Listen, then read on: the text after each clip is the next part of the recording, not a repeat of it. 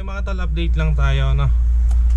So nakita ko nagbabrowse kasi ko pinost na ng Honda Motorcycle o Honda Philippines yung Honda ADB 350 na matagal na natin inaantay no. So ito yung post ng Honda. So nireveal na rin talaga dito yung presyo at yung availability niya. So tingnan natin ito. So sa mga nag-aabang ng ADB 350 mga tol, available na no. So tignan natin. So nakalagay dito powered by a 330cc ESP Plus engine. Para sa mga features nito mga tol, so bali yun niya, meron siyang Honda Road Sync kung saan pwede natin i-connect yung smartphone natin, and naka 5-inch full color TFT meter panel na siya. Then naka dual channel ABS or anti-lock brake system, and 4-level adjustable windscreen. So depende sa preference niyo no. Tapos ang maganda rito, meron siyang 48 liter na U-Box. So napakalaki nun, kasya yung dalawang full face helmet. And meron pang space para dun sa ibang gamit ano. So ayan o. Yan, ADB 350, angas.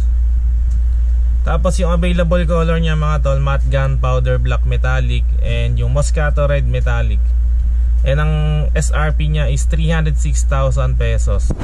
Kaya sa mga gustong mag-avail ng o mag-acquire ng ADB 350, so pwede nyo i-PM sa Facebook page natin or call or text kayo sa number ko. So ipa-flash ko na lang sa screen. So available to nationwide mga tol ano, and sa pagkakaalam ko selected lang yung dealership na magkakaroon nito. So sigurado sa mga Honda big bikes meron ito no, or sa Motor Trade and Wheeltech. So yun mga tol na in-update ko lang kayo. So tignan natin sa website na kung nandun na Honda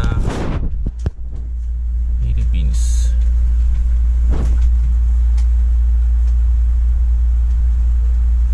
Product and motorcycles.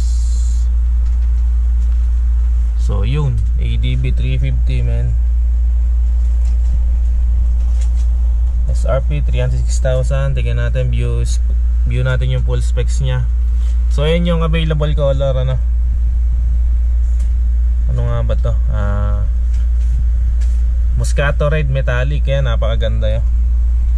Tapos yung isa matte gunpowder. So ayan. So napakaganda nito mga tol ano, 350cc tapos 30 kilometers per liter. So napakatipid pa rin sa gas ano. And single cylinder lang naman siya.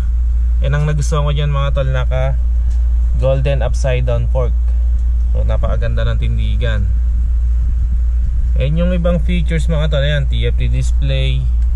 Tapos naka with sub tank yung rear shock nya no. Tapos parang Showa, kaya siguradong quality. And ayun yung front end. Kagandahan niya, adjustable yung windscreen. And depende nga sa preference niya. Tapos ito, nakakilis na siya with immobilizer. So meron siyang anti-theft alarm. And ito yung underseat compartment natin ano, ayan. Nakikita nyo ba yung puti? Dalawang helmet yung kasya no, napakaluwang. So ayan, adjustable yung windscreen. Tapos TFT display. And sa glove box niya mga tol, meron siyang charging port na type C. Ayan. And disc brake with ABS. So dual channel ABS ano. And 300cc 4-stroke 4-valve single overhead cam liquid cooled ESP Plus engine. So napakaganda ng makina. Ayan. Yan, tignan nyo naman yung front shock from Showa din yan. Inverted fork. So napakaganda ng performance niyan sigurado. So, yung max power niya 21.5 kW at 7,500 RPM. And max torque 31.8 Nm at 5,250 RPM. And meron siyang 1.8 liters na engine oil capacity.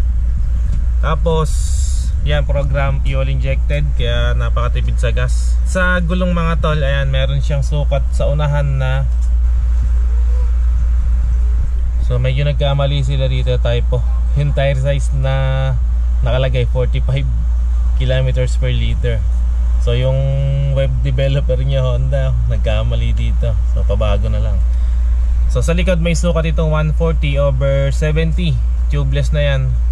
And yun nga mga tol, mas maangas to kung naka spoke type ano. So mags kasi yung ginamit, pero okay lang yan. Maganda naman yung mags niya na parang spoke type yung looks. Tapos fuel tank natin 11.7 liters. So napakalaki. Tapos meron siyang 188 kilograms na timbang. So pagdating naman sa kanyang ground clearance, 155 mm. So yun, napakaangas. So yun mga tol, lang bagong Honda ADB 350.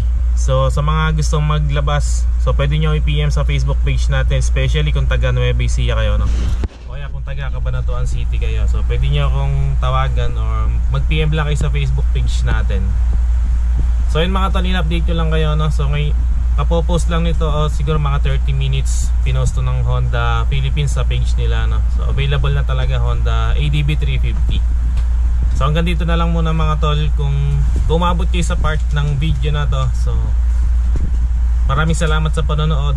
And kung bago ko lang sa channel na to, huwag na mag-atubili pang mag-subscribe at paki-on na rin yung notification bell para ma-notify ka pag may bago tayong upload. And syempre meron din tayong Facebook page, paki-like and follow na rin. Maraming salamat mga tol. Always ride safe and God bless. Peace.